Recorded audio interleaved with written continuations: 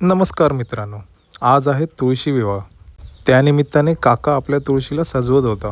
बरेच दिवस पाऊस असल्याकारणामुळे रंगकाम बाकी होते, तर ते आज पूर्ण केले आणि मग बसलो माझ्या ऑफिसच्या कामाला. This is called real work from home. मस्त अशी पेज पिऊन लागलो कामाला. तोपर्यंत मम्मीने काढली रांगोळी आणि वाढले जेवायला. स्वीट डिश म्हणून माझ्या आवडीची बिर्डी होती. मग काय पप्पाने दिंडीच्या काट्याने उभी केले स्ट्रक्चर आणि ते आम्ही लावले तुळशीत. संध्याकाळ होताच मम्मीने पेटवले दिवे आणि लावले रांगोळीपाशी. मग तुळशीपाशी जाऊन काढली छान अशी रांगोळी आणि मग मम्मी आणि काकी लागली तुळशीला सजवायला. काहीच काळात आपली तुळस बनली नवराई. वाटत आहे ना एकदम सुंदर. आणि या नवराईचे लग्न होणार होते माझ्यासोबत. मग मम्मी आणि काकीने केली पूजेची तयारी. मग मी सुद्धा निघालो सर्वांच्या घरी तुळशीच्या लग्नाला. गावच्या वाडीतील सर्व गावकरी मंडळी जमतात आणि पहिले जातात ते गावडे देवाला. तिथे जाऊन देवाचे लग्न लावतात आणि मग जातात विठ्ठल रखुमाई मंदिरात.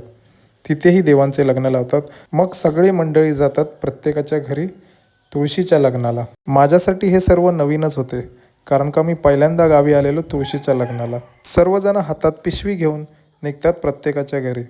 मग आमच्या गावचे पोयरेकर काका बोलतात मंगलाष्टका. मंगलाष्टका बोलून झाल्यावर अक्षता म्हणून काही जण तांदूळ तर काही जण कुरमुरे डोक्यावर टाकतात. लहान पोरांची खूप धमाल असते यामध्ये. सगळेजण पिशवी घेऊन कुरमुरे गोळा करत असतात. शुभमंगल सावधान बोलल्यानंतर सर्व गावातील मंडळी प्रसाद म्हणून कुरमुरे वाटतात. आता आपण पाहूया आपल्या गावातील तुळशीची लग्ने. भाली कुंकुम लावणी मंगलम शुभमंगल सावधान. माझा तर पहिला एक्सपिरियन्स खूपच छान होता. हा बघा केवढा छोटा नवरदेव उभा आहे तुळशी समोर लग्नाला. बाबा रे, लहान पोरं खूपच मजा करत असतात. बघा कसे बसलेत कुरमुरे गोळा करण्यासाठी आणि लगीन लागल्यावर कसे मारतात ते बघा. लहान मुलांप्रमाणेच मोठेही काय कमी नाही बरे. त्यांचीही मजा चाललेली असते. एकंदरीत तुळशीचे लग्न म्हटलं तर सर्व मस्त एन्जॉय करतात.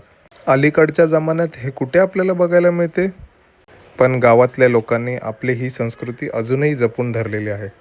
सणासुदीला मुंबईवरून गावी येणे आणि काही कारणास्तव गावी यायला नाही मिळाले तर गावातलीच मंडळी उभी राहून हे सण पार पाडतात आणि अशा सणांमुळेच गावची एकी टिकून आहे. म्हणून तर आपला कोकण जगात भारी आहे.